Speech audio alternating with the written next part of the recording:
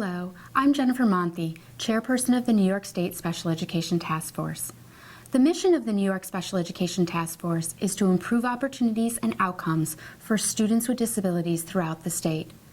The task force accomplishes this through bringing all special education stakeholders together, parents, school personnel, service providers, students, and others, to understand and discuss the current issues impacting special education.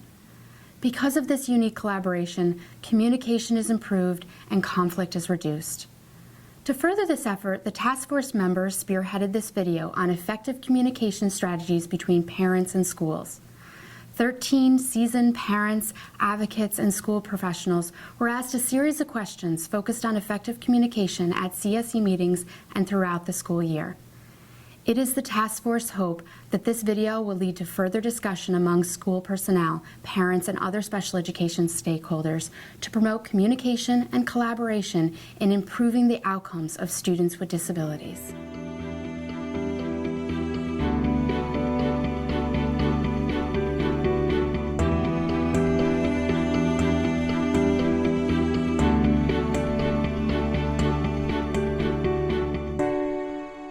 Actions that a school can take prior to CSE is not thinking of this annual review, the CSE meeting, as a one-shot meeting, but hopefully good communication involves consistent, clear communication, open lines between the parent and the school all year long. You're the person who's spending 6 to 8 hours with their child every day, so it's nice for them to have an opportunity to just talk to you. You know, open houses usually aren't right away. If there's a CSE meeting, it's usually not the first week of school. So I encourage people to make some phone calls to get to know each other. You know, I think it's very important that our staff maintain open lines of communication with parents. If a parent contacts you with a concern about their child, that's taken a lot for that parent to call you, and it's important enough that they've reached out to you. So I would expect that you respond in a timely manner. Way before any CSE meeting, hopefully there's communication between providers and parents all along. We're flexible in terms of communication.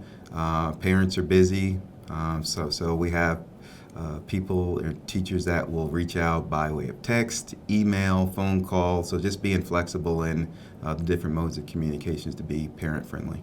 If you have continued communication through the school year, it definitely makes going into a CSE meeting better. I know a lot of parents can feel intimidated in CSE meetings. You're walking into a room by yourself with possibly anywhere from 5 to 6 other people, if not more, by yourself. So right away you're thinking, what were they talking about? Were they talking about me? Were they talking about my child? Was it good? Was it bad? Then you sit in the seat that's left. The CSE, they have their agenda and you don't know what it is. And you're not sure what's going to come at you in that room. So it's scary. It's a lot of emotions. The parent is sitting out in the hallway, the door is closed. You assume the door is closed because they're talking about you or your child, and it's very disarming. We would send the person that the parent was the most comfortable with out to greet the parent and walk the parent in. Sometimes we would even stand up. There's nothing worse than walking into the Last Supper scene. Everybody is seated and you have an assigned seat. So it's kind of reflective of what kind of culture you want to communicate. Parents, we need to remember that it would help us to put ourselves in the shoes of that parent. They're coming from a place of love for the child, and if they're angry or concerned, that's probably based out of fear, and we need to reduce that.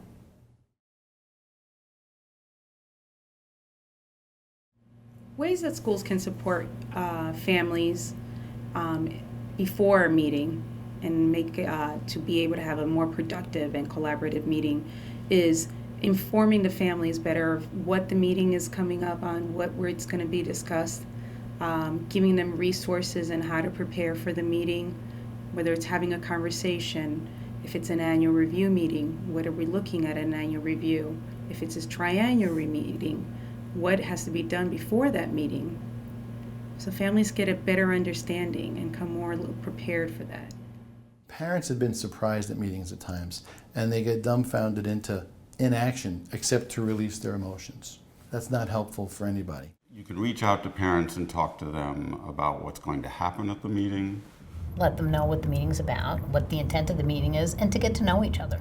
Make that phone call to talk about, here's what the meeting will look like, here's who will be attending, and here's what their roles are.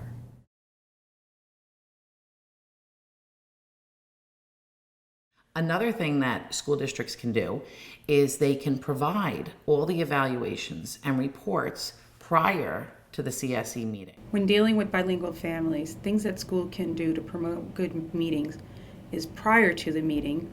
One, if making sure that the letters are translated in their home language, and making sure that the parents is understanding, pointing that they're entitled to an interpreter at their meeting.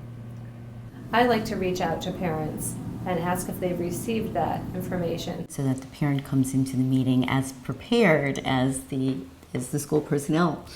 Make sure the data we send home is quality. When we report on IEPs, it's really information that parents can understand and it's meaningful. And beyond just sending them the report, to have the actual evaluators reaching out to the parent before the meeting and going over the results, asking if they have any questions. Try to have the draft IEP ready to go 2 weeks prior to the meeting, and sending it home, giving the parents a chance to actually review, maybe reflect, ask questions. Our CSE chair is sharing and reporting that she's finding that many parents are actually reading it in advance. This gives the parents a chance to review the documentation, to research it, to understand it, and come in as an equal member. And that level of communication actually serves both sides, because when you get to the meeting, if the parent is upset about something, you know about it, because they've already told the evaluators, I disagree with that, or I'm unhappy with that, or wow, I was shocked by that result, or I don't understand that result. What does it mean? Can you put it in context for me? I think those kinds of things can really help a CSE meeting get off on the right foot.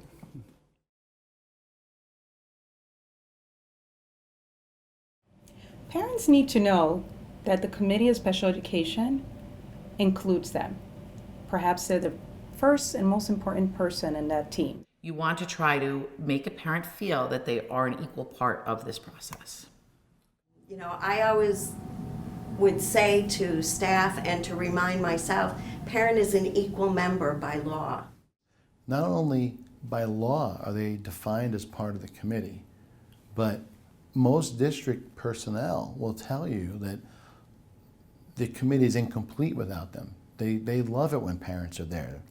Some districts, they can't always get all the parents to come in. They can't even contact them and have them show up. So they really do want parents to be there because they know that child's success is based on that.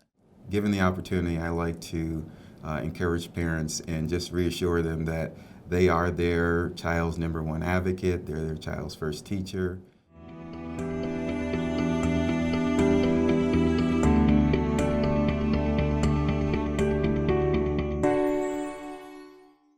I also encourage parents to feel free to share in the beginning of the year what their hopes are in terms of goals.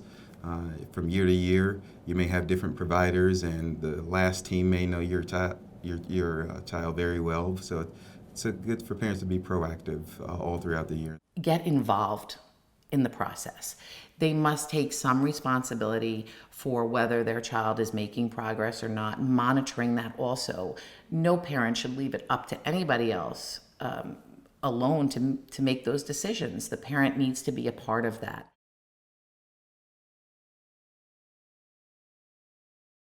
There's a difference between parent involvement and parent engagement, and I think to help with communication and help with relationships, it's supposed to be a team collaborative effort. Then parents need to be part of that process with the schools right from the start. Remember to be open and honest with the staff that they're talking with. Our intent is to help their child.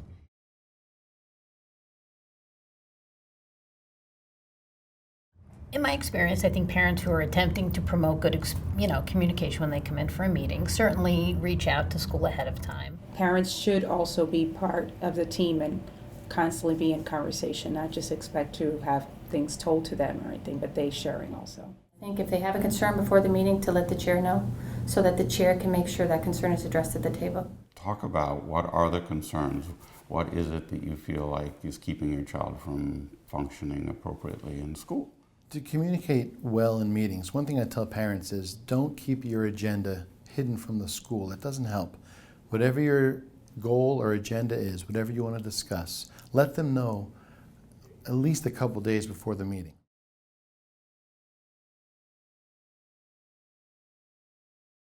Maintaining documentation is very important throughout the year. Work samples from your child, good or bad, progress reports, report cards, and then preparing for your CSE meeting, which to me is the most important thing an advocate or a parent can do.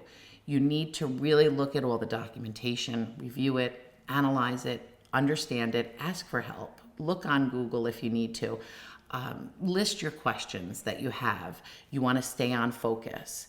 And remember in the end that the school district is there to provide an appropriate education for your child. To me, appropriate is a very subjective term, and the school district might have a different idea as to what's appropriate versus what the parent thinks is appropriate. So you need to go in there, feel confident in being able to advocate. Always, always, always recommend preparation. I recommend parents write an outline. I mean, I'll help them do this, or they can do it on their own, but write an outline of what their expectations are for the meeting.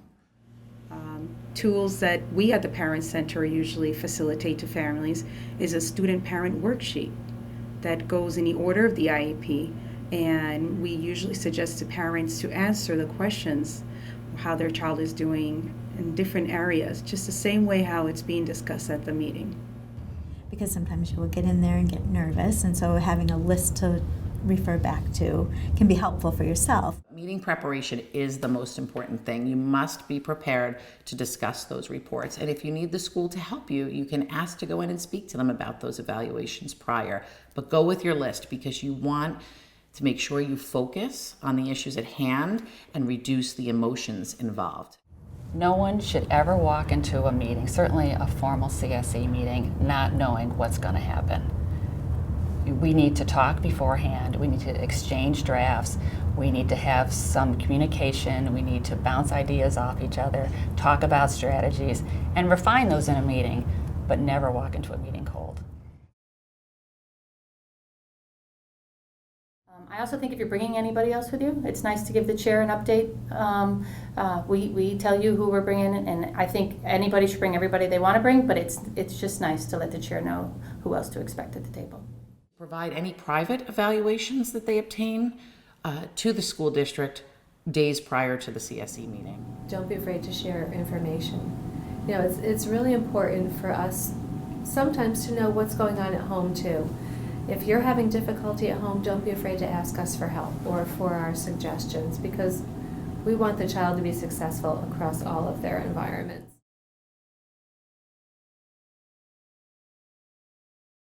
I've always approached any meeting involving my daughter as an opportunity for me to get more information and work with the school district. I would always try to encourage parents, when in doubt, pick up the phone and call. There's a lot of acronym, there's a lot of legalese language that's used. For parents to call ahead of time and say, you know, I've just received this ream of paperwork in the mail from you, which they do, and can you explain it to me? And every time I've asked for information or asked for a pre-meeting, asked for a dialogue with the teachers or the administrator in advance, the answer's always been yes.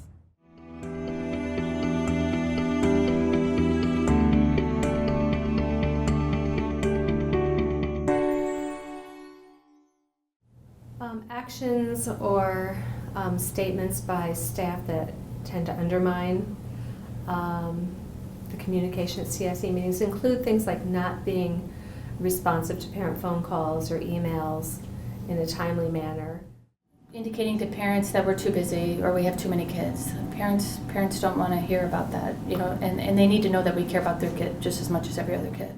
I think that there are some communication strategies, if they're used by anybody, will undermine a meeting. And I think if people come into a meeting and they're defensive, or they're feeling that something has occurred that they're not aware of, or if people are feeling that they're being surprised by information that's presented, people can become really defensive. And I think sometimes that really creates an atmosphere at a meeting that's not conducive to working as a team. And bottom line, everybody is gathered at that table because of a child.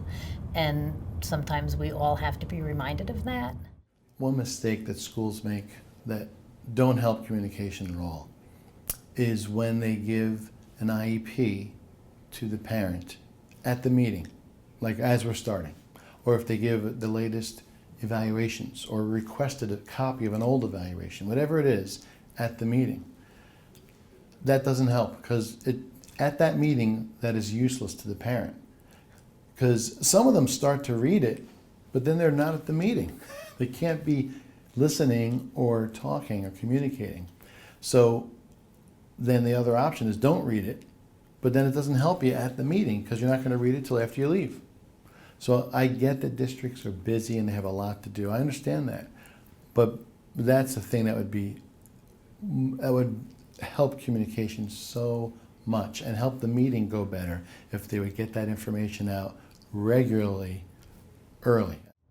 What I find as a parent when I deal with teachers and also with administrators is that they tend to use a lot of jargon, a lot of educational jargon, and sometimes some legal jargon. I think just keeping in mind that most parents are not in the education field. We have a lot of buzzwords and acronyms, just using language that any parent can understand regardless of their level of education.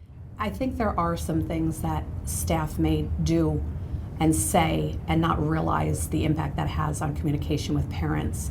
One of which being relying on information from other staff members who maybe don't know the student well, but are making assumptions instead of forming their own judgment based on the knowledge they have with children and with families.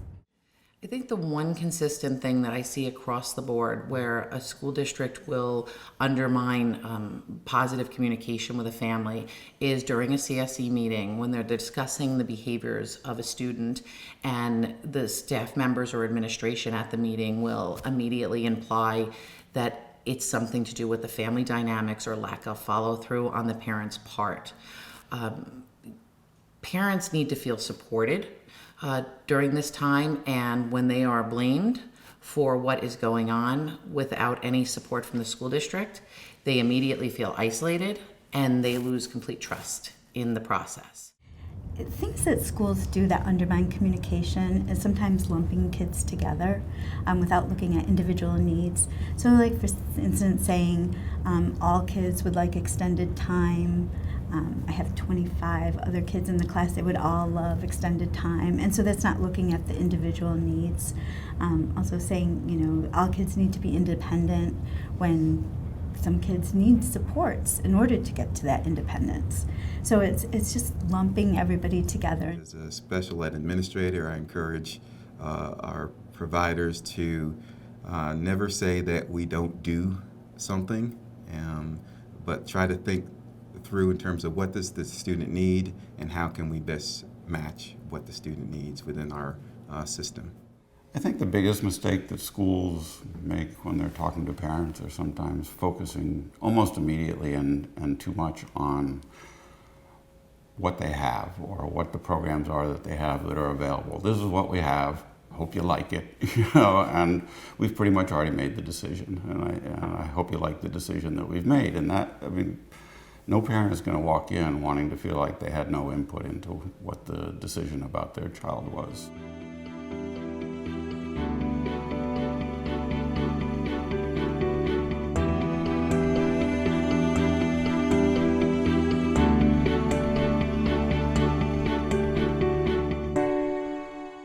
As an Italian, one of the most obvious things to me that will hinder communication is leading the conversation with your feelings. Both the school and the parent have equal legitimate concern about what's best for the child. So in my counseling days, I'm a former school psychologist, using those I statements, I feel, I believe, kind of deflects it from being personal and more focused on what the actual concern or issue is. To be open-minded, willing to come up with, suggestions, solutions, and keep your emotions in check. You can't let the emotions get out of hand because that just hinders communication from the start. I don't want a parent going in there just with their passion for their child, because that's not going to help them communicate the points that you need to communicate to get whatever services and accommodations that child needs.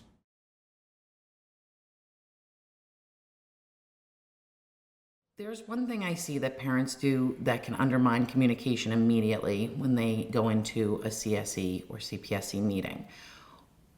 They tend to go in with immediate distrust of the school district, and they fail to listen to what the school district is saying. You need trust on both sides, and so going in not trusting just off the start and trying to figure out what they're going to say before they even get there.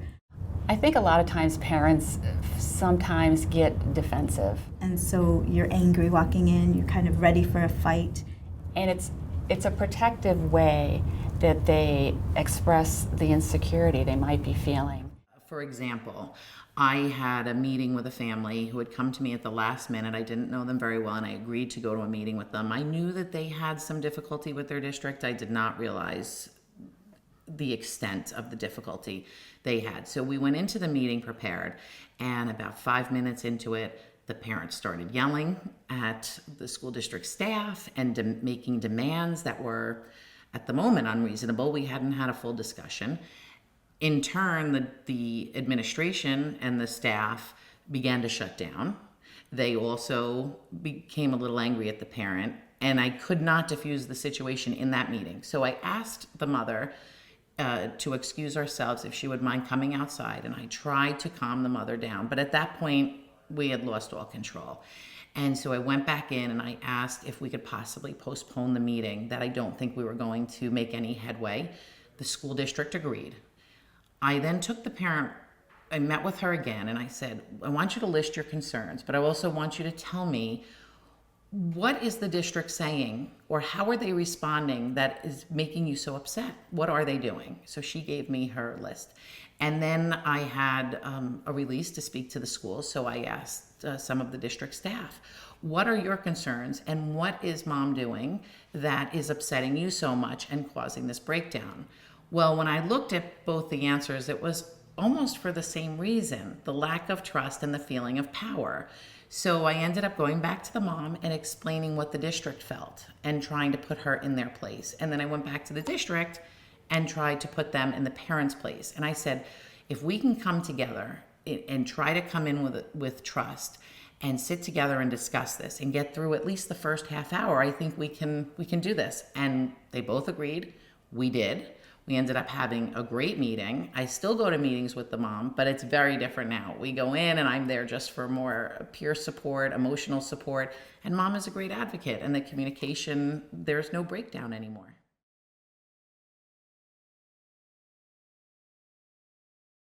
I think one of the things that undermines that communication is when parents are not upfront and honest and may say things that outside of the school building to other people that sometimes get back to staff members. And that really can damage that relationship that you're building with the people that are supporting your child and working with your child. I think one of the most unfortunate things I've seen a parent do, which I don't think they really thought through when they did it, was posting on social media about meetings. If somebody, it goes on Facebook and posts something about a conversation they had at school or with a particular staff member. Especially within the community that I live in. It's a smaller community. Once you post it on there, everybody in town has seen it. And that information gets back to staff members, and that really can be hurtful at times. And it really sets up a tone before the meeting. So unfortunately, I've seen what they've written and what every community member has written in response to that, and it just makes it hard to have that meeting. And it damages the relationship, and it's difficult to trust somebody when things like that are happening.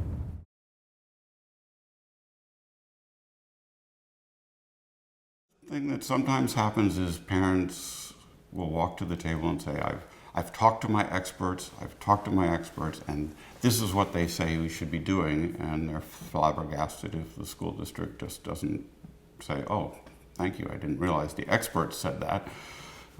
So what they do in that process is not that we're not willing to listen to what their folks that they've had evaluate or that they've consulted with have to say, but you're discounting the expertise of the people sitting around the table as well, because educators are experts on children. Are we the only experts? No. Are we the most knowledgeable experts in the world? No. But we know a lot more specifically about your child over a longer period of time, most often than external consultants or evaluators do. So I think it's important to acknowledge everybody's expertise. People that are working with their child at school are trained professionals that have experience, and their role is really to support their child and help them be the most successful they can in a school setting. Presume competence among the teachers and among the administrators.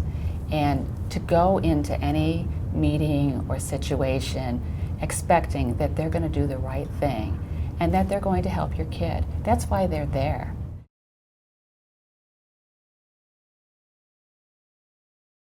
They come in and saying, this is what I want, this is the only solution, this is the only way that we can serve the needs of my child. And rather than listening to what the school district is saying, then voicing their opinions and collaborating together, they only want to hear what they want to say about their child. The person that they were forgetting to put on the table was the child. And once I got them to see that you're over here and you want a lot of things, but the law does not entitle us as parents to our wants. It entitles us to what does the child need. The law never talks about every child with special education has to have the best education. And in fact, the law says that nowhere. What it says is you have to give a child what they need so they can learn.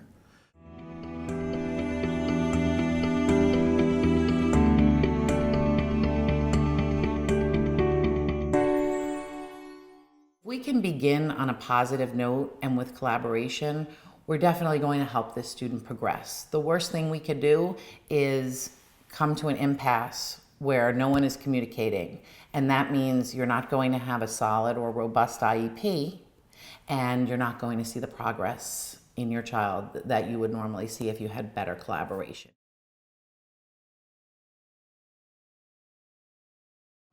Sometimes parents don't realize that I always say sometimes you win the battle and you lose the war. Like you can fight for something that's really not even appropriate for your child. Pick your battles. But really know your rights and how the education system works. It really behooves parents to become as educated as they can, both about special education in general and about special education within their district. Start to understand what your parental legal rights are. How do you become your child's best advocate? Ways that parents can learn about their rights in the special education process is going to trainings. Strategies that parents can use to learn more about the special ed process is reaching out to their special education parent center. Every region in a state has a parent center. They can reach out to local support groups, the special task force, advocacy groups that have information and resources. Many times it's available online, many times you can call. A lot of it sometimes is printed out if you don't have access to a computer and can be sent to the schools. I have found that it was incredibly helpful in my district when parents really joined with our SEPTA, our special education PTA, and the SEPTA was led by two women who were very, very knowledgeable about special education. And when parents kind of sought consult with them, they came into meetings much more prepared. Sometimes we've had parents ask us to connect them with another parent in the district of a child with disability or somebody who's been through the process, and that seemed to have helped having somebody you could talk to.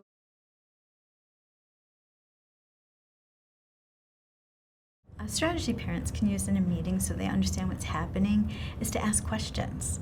For example, if a district says, well, we can't do that because it's against our policy, I'll ask, or I'll suggest that that parent ask, is that a district policy? And if so, could you show me where I could find that on your website, or could you give me a hard copy of it before I leave today? Or could you email me a copy of that policy. If there's something they don't understand or they're not clear on, ask. And if they can say, if they're not sure, can you give me an example of? How does that look? How would you do that? Or just, I don't understand this. Can you explain it again? Some of the questions, some examples that I might suggest to a parent to think about asking might be, what has anyone else noticed my son Johnny's reading in class? Have they noticed if he struggles or not?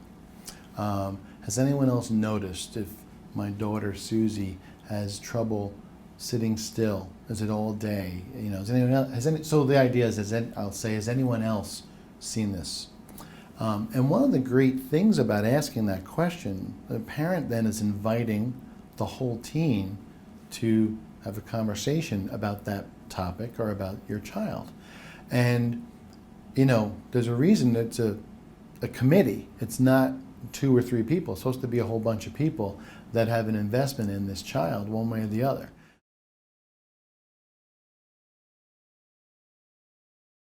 I believe active listening promotes good communication at meetings.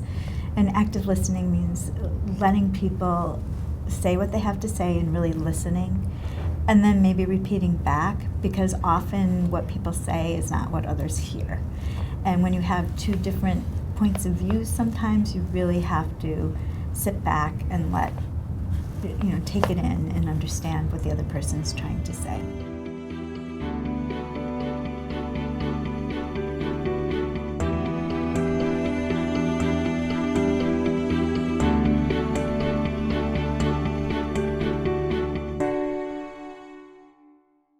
Prior to a Committee for Special Education meeting, I think it's important for school districts to have pre-meetings so that they can discuss in a less formal setting at least the results of any testing that may have been conducted, or results of any progress monitoring that took place, so that there can be a conversation.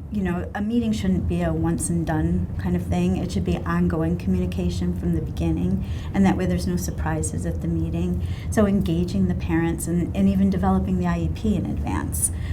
Most have draft IEPs now, so engaging the parents in that draft IEP process and not just reviewing with them once it's all done.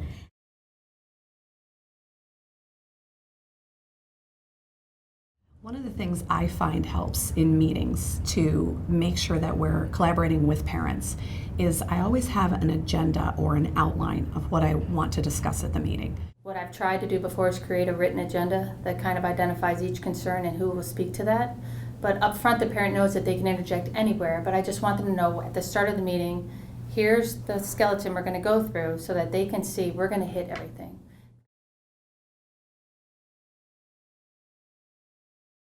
It's important for schools to let families know that they're part of the meeting, and at any time they can ask questions, they can share their concerns, share information.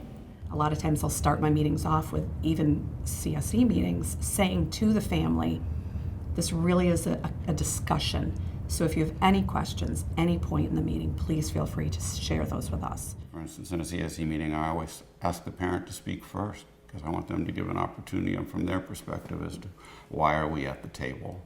And if you don't give a parent an opportunity to speak, then they're not going to feel like they're included in the decision making at all. It's important to make sure that you acknowledge parents' questions, concerns, and fears, because they're there and they're real.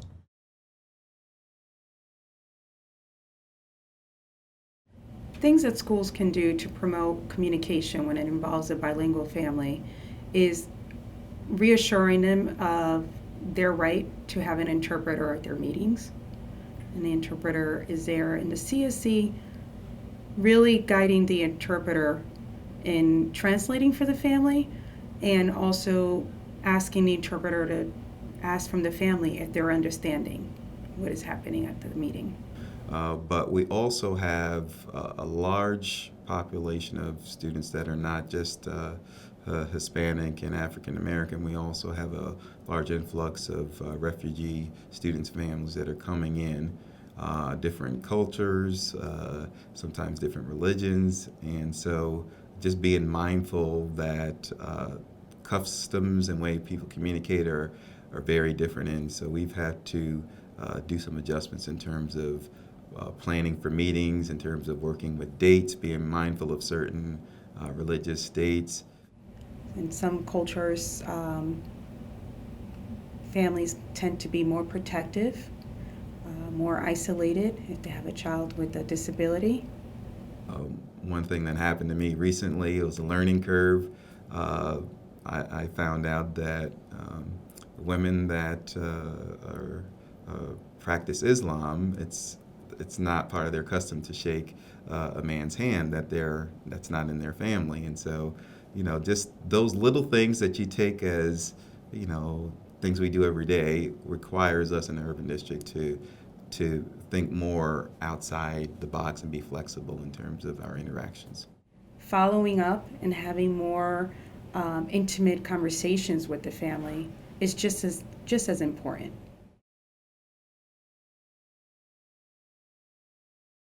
People come into a meeting, they're very upset about something that in their perception has occurred. People at the meeting may have a different perception of what has happened.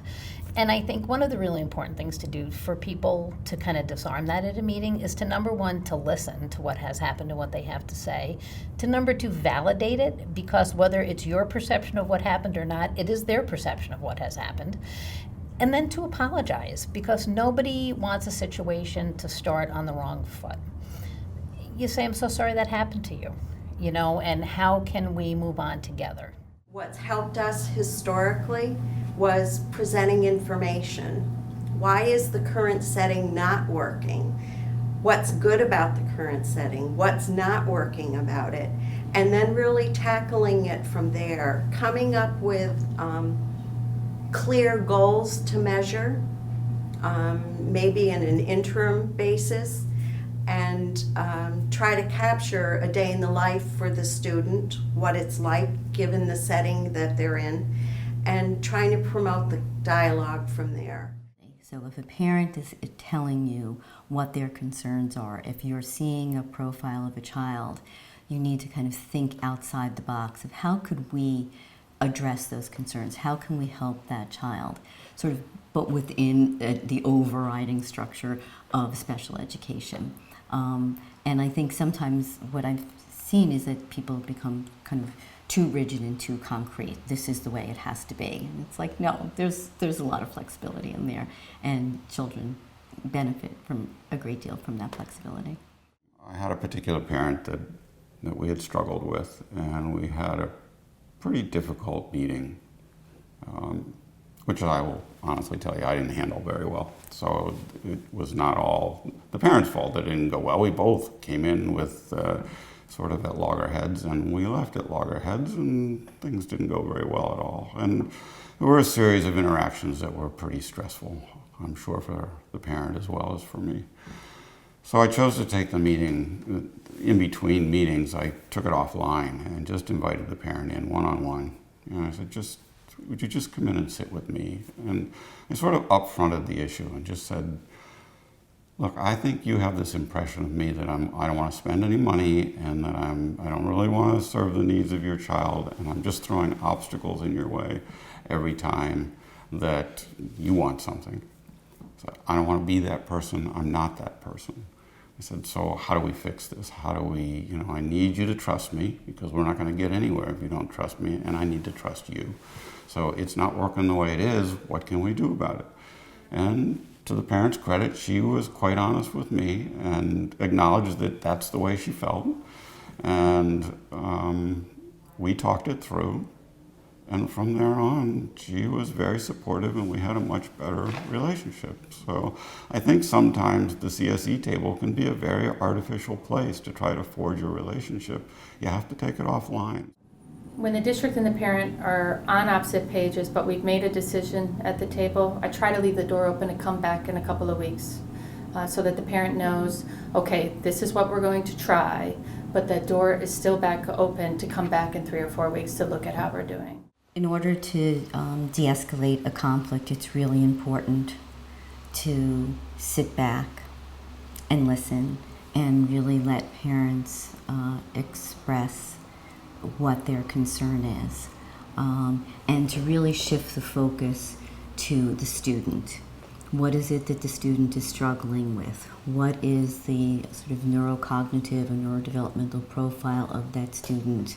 What are their strengths and weaknesses? How can we work with that? How can we so I think if we kind of take the emphasis away from the conflict between parent and staff and kind of shift it to the student.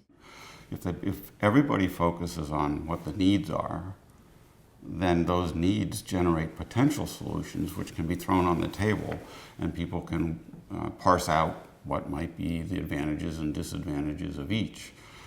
It's open communication and open-mindedness to creative thinking that I think finds the most powerful solutions.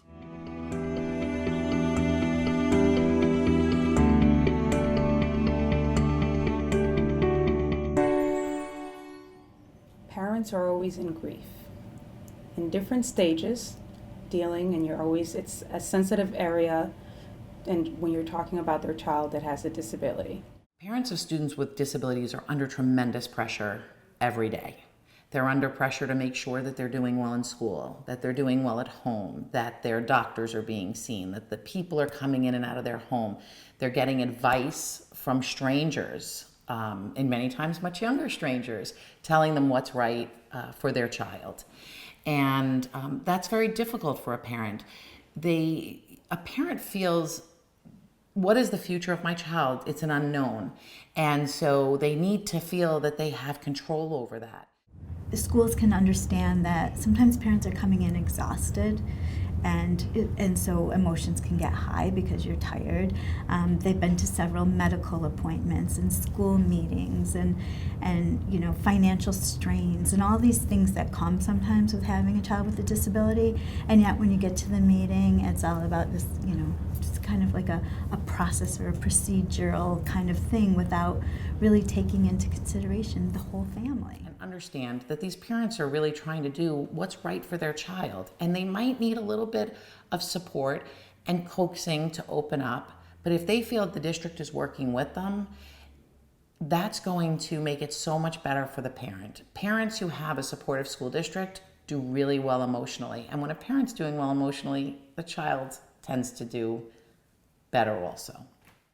Administrators may have to tell families once, twice, 3 times the same information in different ways before it can really sink in so that we can all help our kid. Sometimes many of our parents have had challenges along the way where systems or schools have not been responsive, so you may just be the team that's inherited some bad history, and you got to work on building that rapport and relationship. We as administrators and as school personnel sometimes get so caught up in the system and what we're trying to do to serve the needs of many, many, many children, many diverse needs of many children, that we forget that the parent comes into the room with only one person on their mind, and that's their own child, and that they're incredibly emotionally involved with their children, as are any of us who are parents. That it's different when you come to the table talking about your child, and when you think your child has been wounded or is not getting what he or she needs, it's painful. It goes right through you. It goes right to your heart. And yeah, you might get angry. You might even get obnoxious at times. But every parent has that capability within them when their child is in their mind being threatened in some way. We all have a mama bear or a papa bear in us. So you have to keep that perspective in and really say they're advocating for their child and they should be applauded for that. And maybe the conversation isn't over until we figure out how to support your child.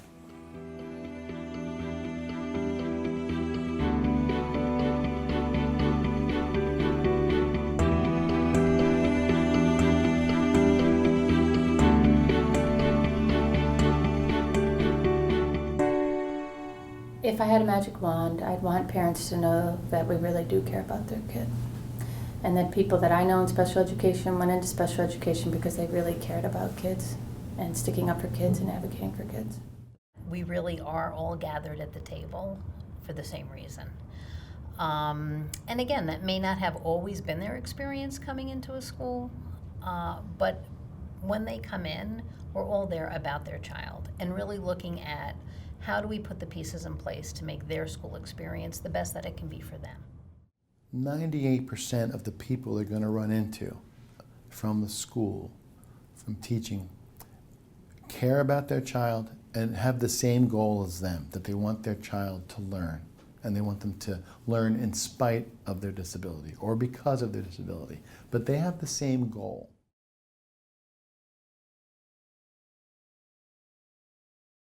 Sometimes as the CSE administrator, you know all the players at the table. We would have staff who were on the spectrum, who did great with kids, but really panicked talking with adults and may not deliver that information, in the most parent-friendly way. Many of us who entered this field have entered it because we also are parents of children with special needs. So we have, some of us do have experience looking at it from many different viewpoints, and for them not to be afraid to openly discuss their concerns with us.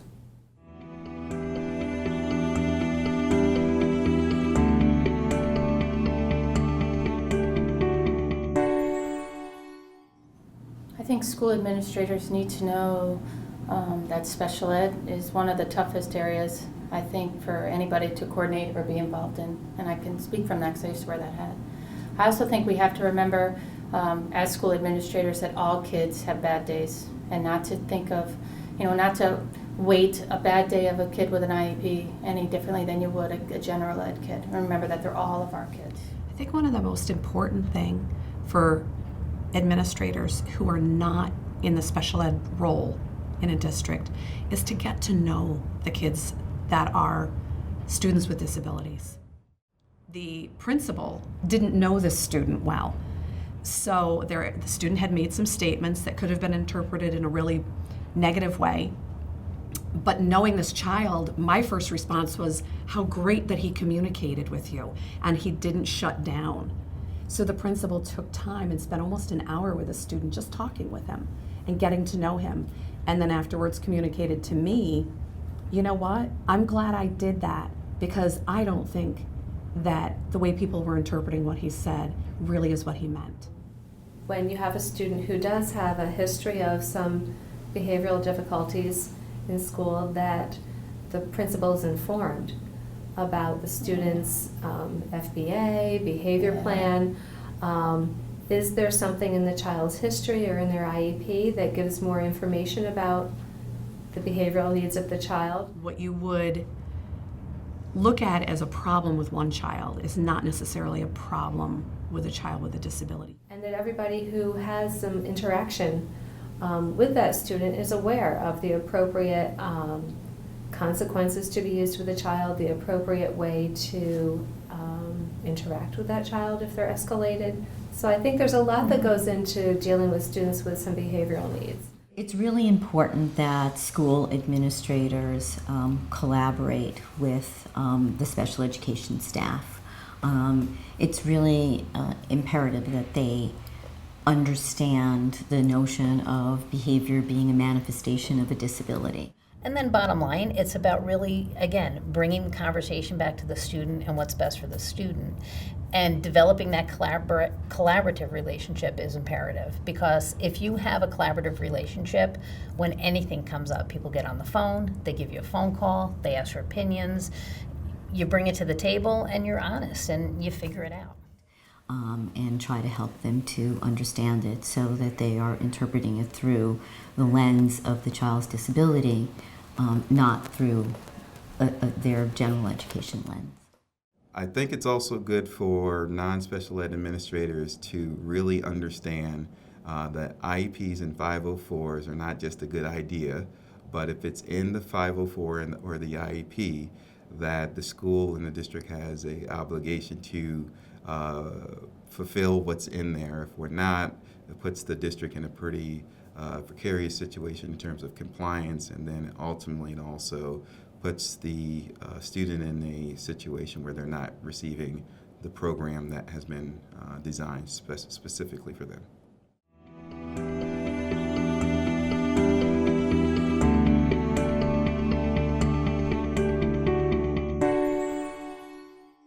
Some advocates can work one-on-one with parents just to go through the evaluations in the IEP, and if they're needed at the meeting, that can happen, but prior to that, they can just work with them to understand that process, so then when they do go to the school, they have more confidence. I really want everyone to know that an advocate's job is to help a parent work collaboratively with their school district.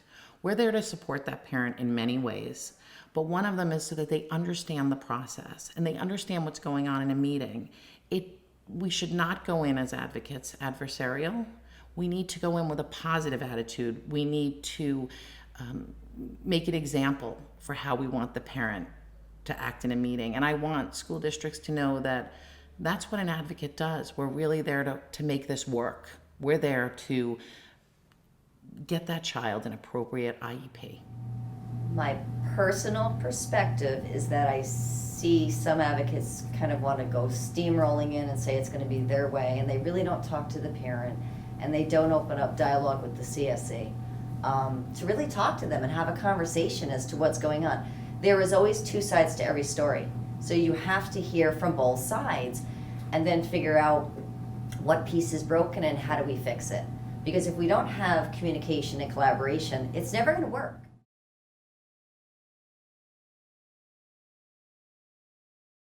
I think that it's really important that people, school administrators, teachers, parents, presume competence of students. I think that we miss a lot when we make assumptions about our own children, someone else's child, and I think it's just imperative that we presume competence, and that as school administrators, really, it's our job to program for that competence and give kids access to curriculum and give them the most successful experience they can have in school.